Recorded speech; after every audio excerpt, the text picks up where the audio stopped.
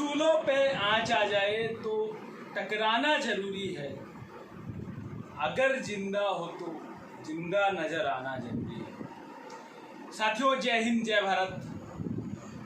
मैं गौरव श्रीवास्तव, भारतीय प्रदेश महासचिव अखिल भारतीय परिवार पार्टी, आप सभी के बीच में अपने चैनल के माध्यम से एक बार फिर से उपस्थित हुआ हूँ। साथियों, अपनी बात करने के पहले मैं एक आप सभी से अनुरोध करना चाहूँगा। आप सभी अगर हमें आप YouTube पे देख रहे हैं तो YouTube चैनल को सब्सक्राइब कर बेल आइकन जरूर दबा लें। अगर आप हमें Facebook पर देख रहे हैं तो Facebook पेज गौरव श्रीवास्तव भारतीय को फॉलो जरूर कर लें, जिससे हमारे साथ आप लगातार बने रहें। चलिए साथियों, हम अपनी बात को शुरू करते हैं।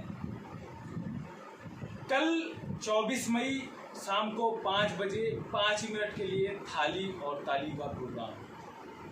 किस लिए, क्या योजना थी और इतने सारी बड़ी विशाल संख्या में लोगों ने क्यों किया, इन सभी सवालों के जवाब लेकर आज मैं अपने चैनल, अपने फेसबुक पेज के माध्यम से उपस्थित हुआ हूँ बताने के लिए। साथियों, सबसे पहले मैं बताना चाहूँगा, अखिल भारतीय परिवार पार्टी समाज में 2 तरह के लोग होते हैं जो अत्याचार कर रहे होते हैं, एक होते हैं जो अत्याचार सह रहे होते हैं। तो साथियों, मैं बताना चाहूँगा, अखिल भारतीय परिवार पार्टी उन लोगों के साथ खड़ी है जो अत्याचार सह रहे हैं वर्तमान में, और उन्हीं लोगों को शिक्षा, दीक्षा, रोटी, रोजगार, मकान, बेहतर चिकित्सा व्यवस्था, इन सभी आम सुविधाओं के लिए अखिल भारतीय परिवार पार्टी मैदान में उतर चुकी है और 2024 के लोकसभा चुनावों में 543 सीटों पर हुंकार भरने जा रही है। साथियों, हम सभी साधारण घर से हैं, साधारण लोग हैं। हमारी टीम जो है साधारण है। शिक्षित कर राजनीति के जो बड़े बड़े महारथी बने फिर रहे हैं, नकली राजनीतिक महारथियों को धूल चटाने के लिए हमारी नारायणी सेना तैयार हो रही है। खैर, हम बात करते हैं मुद्दों पर। जो मुद्दे थे हमारे कल के 3 मुद्दे। पहले यह मुद्दा जो हमारा पहला मुद्दा था कि जो सामान्य लोग हैं, लगभग भारत में 90% उनकी संख्या है, ऐसे लोगों के लिए यह मुहिम थी। और आपको बताते हुए बड़ी खुशी हो रही है कि जो हमारा मुद्दा था, पहला मुद्दा यह था कि सभी स्कूलों में, प्राइवेट, सरकारी, अर्ध सरकारी, जितने भी स्कूल हैं, कॉलेज हैं, सब जगह की 1 साल के लिए फीस को राइट ऑफ किया जाए। अगर सरकार डिफाल्टरों का पैसा लगभग 68,000 करोड़ रुपए राइट ऑफ कर सकती है, तो हम आम जनता के लिए इतना, इससे कम बजट क्यों नहीं दे सकती। दूसरा, 1 साल तक घरेलू बिजली के समस्त बिलों को माफ किया जाए। तीसरा, 1 साल तक सभी EMI, home loans, car loan, mobile phone loan, TV loan, जितने भी लोन हैं, प्रॉपर्टी लोन, जितने भी लोन हैं, सभी की EMI को ब्याज सहित माफ़ किया जाए। यदि यह अमाउंट सरकार के लिए बड़ा हो रहा है तो लगभग 1 साल के लिए पोस्टपोन किया जाए।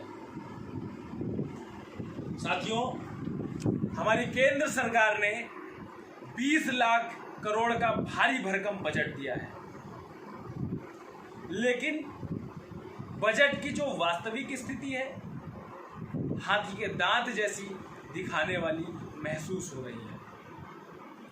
साथियों, अगर आपको लगता है हमारी ये 3 मांगें 90% जनता से सरोकार रखती हैं, सीधे जुड़ाव रखती हैं, लोगों को 90% जनता को सीधे तौर पर फ़ायदा पहुंचाती हैं बिना किसी बिचौलिए के माध्यम से, तो आप हमारी मुहिम का हिस्सा बने।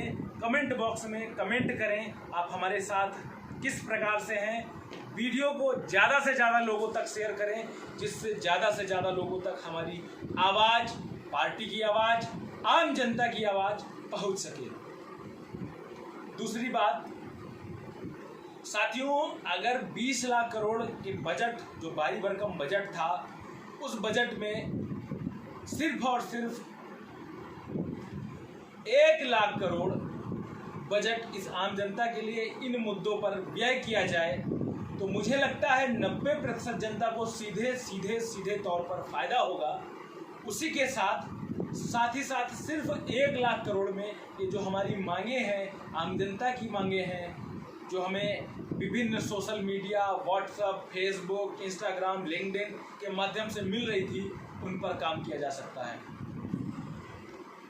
सभी साथियों को मालूम ही होगा, लॉकडाउन मार्च से चल रहा है और इस विषम परिस्थिति में जो आम जनता थे, जो व्यवसायी थे, जो दैनिक वेतनभोगी लोग थे, मजदूर थे, किसान थे, जो प्राइवेट कंपनियों में जॉब कर रहे थे, उनके ऊपर एक बड़ा संकट खड़ा हो गया है।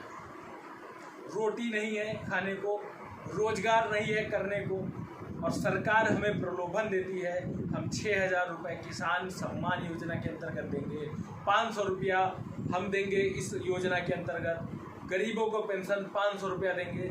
साथियों, एक बात अपने अंतर मन की गहन अध्ययन के पश्चात बताइएगा, क्या आपका परिवार, जो कम से कम मिनिमम सदस्यों की संख्या मानता हूँ, अगर 4 लोग हैं तो 4 लोगों की रोटी रोजी दिनचर्या 7,000 रुपये में क्या संभव है? अगर नहीं है तो खुलकर क्यों नहीं बोल पा रहे? बसों की सियासत, बिजली बिल पर सियासत, EMI पर सियासत, कब तक सियासत सहेगी यह जनता? साथियों, एक बात स्पष्ट करना चाहता हूं उन सभी लोगों के लिए जो सीधे तौर पर मना करते हैं राजनीतिक सरगर्मियों से जुड़ाव रखने के लिए कि राजनीति से उनका किसी तरह से सरोकार नहीं। मैं ऐसे साथियों को चेताना चाहता हूं, आज आपके पास समय है, वरना आने वाले समय में शायद आप सोचने के भी लायक ना रहें कि आप अपने समाज के लिए, आप अपने देश के लिए, आप अपने जो विभिन्न स्तर के जो खंड हैं, जो विभिन्न प्रकार के लोग हैं, उनके लिए किस प्रकार से सहायता या अपने लिए भरण पोषण का क्या जुगाड़ ढूंढ सकते हैं। साथियों, जितने सार्वजनिक सेक्टर थे लगभग बेचे जा रहे हैं। कोरोना को आगे कर पीछे जो स्थिति वाकया जो हो रहे हैं, जो सबसे ज़्यादा एम्प्लॉयमेंट का सेक्टर था इंडियन रेलवेज, उसके लगभग 100 स्टेशन को प्राइवेट ठेकों पर तब्दील कर दिया गया है। और ठेकों का माध्यम यह है कि ठेकेदारी प्रथा में ठेकेदारों से भी उतना ही पैसा वसूला जाता है जितना इधर घूस के लेवल पर सरकार मांगती है लोगों से कि आप इतना परसेंट हमारी सरकार तक, या सरकार सीधे तौर पर तो नहीं कहती, लेकिन उनका जो कमीशन, फिक्स कमीशन होता है, कहीं ना कहीं उस ठेकेदार को मजबूर करता है उन सुविधाओं से नदारद करने के लिए उन लोगों को जो उनको मिलनी चाहिए। उन लोगों को शोषण करने पर मजबूर करते हैं जो लोग 8, 7, 5, 10 हज़ार रुपये में अपना जीवन यापन करने को मजबूर हैं। साथियों, आप बताएं कि कितने लोग इस भारत विशालकाय देश में, इस भारतीय देश में कितने लोग हैं? हमें जो स्टैटिस्टिकल डेटा प्राप्त हुए हैं, लगभग 30 से 40 करोड़ लोग ऐसे हैं जिनके पास अपने रहने की छत नहीं है। यह संख्या छोटी नहीं है साथियों, ना ही इनको नज़रअंदाज किया जा सकता है। वास्तव में हम अपने जो सरकारी अनायास बंगलों पर पड़े रहते हैं, वहाँ की स्थिति को न सोचकर हम आम जनता की बातों पर गौर फरमाएं। जो लोग हैं, जो मजदूर हैं, जो आम जनता है, उसके बारे में सोचें तो क्या हमें लगता है कि उनको रोजी रोटी के लिए कोई किसी प्रकार की समस्या नहीं हो रही है। हाँ, एक सवाल और था मन में जो काफ़ी दिनों से कसक बनकर उभर रहा था। हमारे वह साथी, राजनीतिक साथी जो किसी विशेष दल, पार्टी से जुड़ाव रखते हैं, लगाव रखते हैं, उसकी बड़ाइयाँ करते हैं, लेकिन उनकी कमियों को नज़रअंदाज करते हैं, हम उन साथियों से सिर्फ एक क्वेश्चन करना चाहते हैं। आप हमें बिल्कुल मत बताएं, आप किसी से बिल्कुल ना शेयर करें, लेकिन अपने आस-पास पड़ोस की जो परिधि है, कम से कम 10 लोगों तक यह सवाल पूछें कि क्या आप इस सरकार से संतुष्ट हैं?